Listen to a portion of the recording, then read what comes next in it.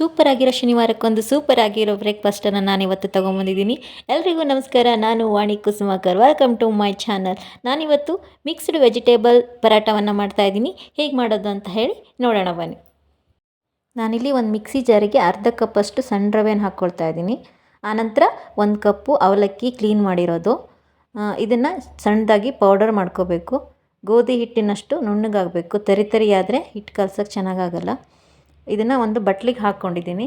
ನಾನು chilli flex ಇಲ್ಲದೆ ಇರೋದಕ್ಕಾಗಿ ಮೆಣಸಿನ್ಕಾಯಿ ಹಾಕಿ ಪೌಡ್ರ್ ಮಾಡ್ಕೊಂಡಿದ್ದೀನಿ. ಅದಕ್ಕೆ 1 ಕಪ್ಪು ಗೋಧಿ ಹಿಟ್ಟು, ಸ್ವಲ್ಪ ಜೀರಿಗೆ, ಉಪ್ಪು ಮತ್ತು ಸ್ವಲ್ಪ ಎಣ್ಣೆಯನ್ನು ಹಾಕಿ ಮಿಕ್ಸ್ ಮಾಡ್ಕೊಳ್ತಾ ಇದ್ದೀನಿ. ಎಣ್ಣೆ ಹಿಟ್ಟಿನ ಜೊತೆಗೆ ಬೆರೆತ್ಕೊಳ್ಳೋ ಹಾಗೆ ಮಿಕ್ಸ್ ಮಾಡ್ಕೋಬೇಕು. ಆನಂತರ ನೀರು ಹಾಕಿ ಹಿಟ್ಟನ್ನು ಕಲಿಸ್ಕೋಬೇಕು. ಸ್ವಲ್ಪನೇ ನೀರು ಮಿಕ್ಸ್ ಮಾಡ್ಕೊಳ್ತಾ ಹಿಟ್ಟನ್ನು ಸಾಫ್ಟಾಗಿ ಕಲಿಸ್ಕೋಬೇಕು. ತುಂಬ ಸಾಫ್ಟ್ ಆಗಬಾರ್ದು. ಚಪಾತಿ ಹಿಟ್ಟಿನ ಹದಕ್ಕೆ ಬಂದರೆ ಸಾಕಾಗತ್ತೆ. ನೋಡಿ ಇಷ್ಟು. ಇದಕ್ಕೆ ಇನ್ನೂ ಸ್ವಲ್ಪ ನೀರು ಹಾಕಿ ಸಾಫ್ಟಾಗಿ ಕಲಿಸ್ಕೋಬೇಕು. ಇಷ್ಟಾಗಿದ್ದರೆ ಸಾಕು, ಹಿಟ್ಟು ರೆಡಿಯಾಗಿದೆ. ಇವಾಗ ಮಸಾಲಕ್ಕೆ ನಾನಿಲ್ಲಿ ಕಾಲಿಫ್ಲವರನ್ನು ತುರಿದಿಟ್ಕೊಂಡಿದ್ದೀನಿ. 2 ಈರುಳ್ಳಿ, 4-5 ಬೀನ್ಸು, ಟೊಮೆಟೊ ಮತ್ತು ಬನಾನವನ್ನು ಬೇಯಿಸಿಟ್ಕೊಂಡಿದ್ದೀನಿ, ರಾ ಬನಾನನ. ನಂತರ ಸ್ಟವ್ ಆನ್ ಮಾಡಿ ನಾನು ಒಂದು ಪಾತ್ರೆನಿಟ್ಟು ಅದಕ್ಕೆ ಸ್ವಲ್ಪ ಎಣ್ಣೆನ ಹಾಕ್ತಾಯಿದ್ದೀನಿ. ಎಣ್ಣೆ ಹಾಕಿದ ನಂತರ ಹೆಚ್ಕೊಂಡಿರೋ ಬೀನ್ಸ್ ಏನಿದೆ ಅದನ್ನು ಫ್ರೈ ಮಾಡ್ಕೊಳ್ತಾ ಇದ್ದೀನಿ. ಬೀನ್ಸನ್ನು ಮೊದಲೇ ಹಾಕಿ ಫ್ರೈ ಮಾಡ್ಕೋಬೇಕು, ಯಾಕಂದರೆ ಅದು ಚೆನ್ನಾಗಿ ಬೇಯಬೇಕು. ಇಲ್ಲಾಂದರೆ ಪರಾಟದಲ್ಲಿ ಅದು ಚೆನ್ನಾಗಲ್ಲ, ಹಸಿ ವಾಸನೆ ಬರುತ್ತೆ. ಹಾಗೆ ಈರುಳ್ಳಿನ ಹಾಕಿ ಫ್ರೈ ಮಾಡ್ತಾಯಿದ್ದೀನಿ. ಈರುಳ್ಳಿ 2 ತೊಗೊಂಡಿದ್ದೀನಿ. ಚಿಕ್ಕದಾಗಿ ಹೆಚ್ಕೋಬೇಕು ಎಲ್ಲ ತರಕಾರಿನೂ. ನೀವು ಬೇಕಿದ್ದರೆ ಬೇರೆ ತರಕಾರಿಗಳ್ನ ಕೂಡ ಸೇರಿಸ್ಕೋಬೋದು. ವಟಾಣಿ ಅಥವಾ ಬೇರೆ ಆಲೂಗಡ್ಡೆ ಕೂಡ ಸೇರಿಸ್ಕೋಬೋದು.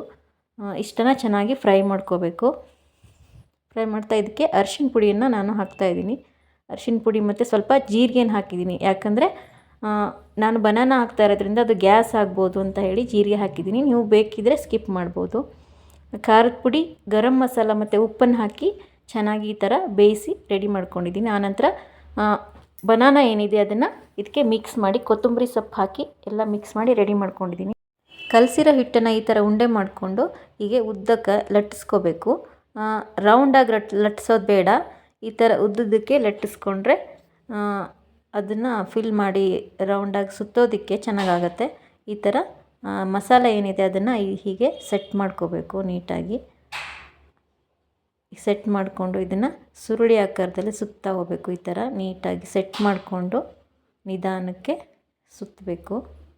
ಎಲ್ಲೂ ಅದು ಆಚೆ ಬರದೇ ಇರೋ ಥರ ನೀಟಾಗಿ ಎಲ್ಲ ಕಡೆ ಫಿಲ್ ಮಾಡಿ ಹಿಟ್ಟಲ್ಲಿ ಕವರ್ ಮಾಡಿಕೊಂಡು ಸುತ್ಕೋಬೇಕು. ಇದನ್ನು 2 ರೀತಿಯಲ್ಲೂ ಮಾಡ್ಕೋಬೋದು. ನಾನು ಹೀಗೆ ತೋರಿಸ್ತಾ ಇದ್ದೀನಿ ನೋಡಿ. ಈ ಥರ ನೀಟಾಗಿ ಹೀಗೆ ರೋಲ್ ಮಾಡ್ತಾ ಚಕ್ಲಿ ಆಕಾರದಲ್ಲಿ ಸುತ್ಕೊಳ್ತಾ ಬರಬೇಕು. ನಿಧಾನಕ್ಕೆ ಸುತ್ಕೋಬೇಕು. ನಿಧಾನ ಹೀಗೆ ಸುತ್ತಿ ಅದನ್ನು ಸ್ವಲ್ಪ ತಟ್ಟಿದರೆ ಆಗುತ್ತೆ. ಇಷ್ಟು ಮಾಡಿಕೊಂಡು ಆನಂತರ ಕೈಯಲ್ಲೇ ಅದನ್ನು ಸ್ವಲ್ಪ ತಟ್ಕೋಬೇಕು. ನೀವು ಲಟ್ಟಿಸ್ಕೊಂಡ್ರೂ ನಡೆಯುತ್ತೆ, ಬಟ್ ಹೀಗೆ ಮಾಡಿದ್ರೆ ಚೆನ್ನಾಗಿರುತ್ತೆ. ತುಂಬ ತೆಳ್ಳಗಾಗಬಾರ್ದು. ಇದು ದಪ್ಪ ಇದ್ರೇ ಇದು ಕ್ರಿಸ್ಪಿಯಾಗಿ ಬರುತ್ತೆ. ಹಾಗಾಗಿ ಈ ಥರ ಮಾಡಿಕೊಂಡು ನಾವು ತವದಲ್ಲಿ ಬೇಯಿಸ್ಕೋಬೇಕು. ತವ ಬಿಸಿಗಿಟ್ಟು ಎಣ್ಣೆ ಹಚ್ಚಿ ಅದಕ್ಕೆ ಮಾಡ್ಕೊಂಡಿರೋಂತಹ ಪರೋಟ ಏನಿದೆ ಅದನ್ನು ಹಾಕ್ತಾಯಿದ್ದೀನಿ. ಹಾಕಿ ಒಂದು ಸ್ವಲ್ಪ ಹೊತ್ತು ಮುಚ್ಚಳ ಮುಚ್ಚಿ ಮೇಲ್ಗಡೆ ಎಣ್ಣೆ ಹಚ್ಚಿ ಮುಚ್ಚಳ ಮುಚ್ಚಬೇಕು. ಆನಂತರ ಮಗ್ಚಾಕಬೇಕು. ನಾನು ಬೇರೆ ಥರ ಮಾಡೋದನ್ನು ತೋರಿಸ್ತಾ ಇದ್ದೀನಿ. ಇವಾಗ ಪರೋಟನ ಹೇಗೆ ಹೋಳಿಗೆ ಥರ ನಾವು ಒಳಗಡೆ ಹೂರಣ ಫಿಲ್ ಮಾಡಿ ಮಾಡ್ತೀವೋ ಆ ರೀತಿ ಕೂಡ ಇದನ್ನು ಮಾಡ್ಕೋಬೋದು. ಹೀಗೆ ಮಾಡಿಕೊಂಡು ಎಣ್ಣೆ ಹಚ್ಕೊಂಡು ಆನಂತರ ಮಾಡ್ಕೊಂಡಿರೋಂಥ ಹೂರಣ ಏನಿದೆ ಅದನ್ನು ಇದ್ರೊಳಗಡೆ ಹಾಕಿ ಎಲ್ಲ ಫಿಲ್ ಮಾಡ್ತಾಯಿದ್ದೀನಿ. ನಾನು ನೀಟಾಗಿ ಹಿಟ್ಟಲ್ಲಿ ಕವರ್ ಮಾಡ್ತಾಯಿದ್ದೀನಿ. ಹೂರಣ ನಾವು ಎಷ್ಟು ಚೆನ್ನಾಗಿ ಮಾಡ್ಕೊಂಡಿರ್ತೀವೋ ಅಷ್ಟೇ ಚೆನ್ನಾಗಿ ಪರೋಟ ಬರುತ್ತೆ. ಇದನ್ನು ನೀಟಾಗಿ ಫಿಲ್ ಮಾಡಿ ಈ ಥರ ಕೈಯಲ್ಲೇ ತಟ್ಕೋಬೇಕು.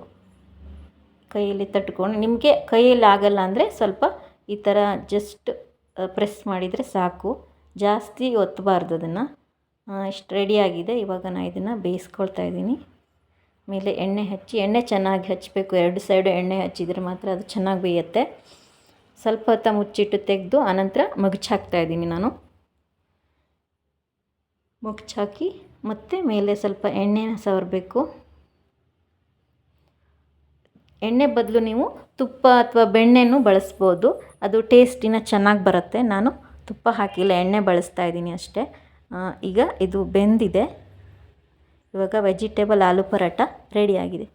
ಈ ವಿಡಿಯೋ ನಿಮಗೆ ಇಷ್ಟ ಆಗಿದ್ದರೆ ಲೈಕ್ ಮಾಡಿ, ಶೇರ್ ಮಾಡಿ, ಹಾಗೆ ನನ್ನ ಚಾನಲ್ಗೆ ಸಬ್ಸ್ಕ್ರೈಬ್ ಆಗೋದನ್ನು ಮರಿಬೇಡಿ. Thank you.